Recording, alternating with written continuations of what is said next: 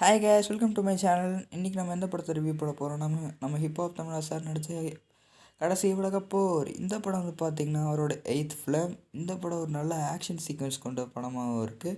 நல்ல கருத்துக்களை கூறுற வகையில் இந்த படத்தை எடுத்திருக்காரு.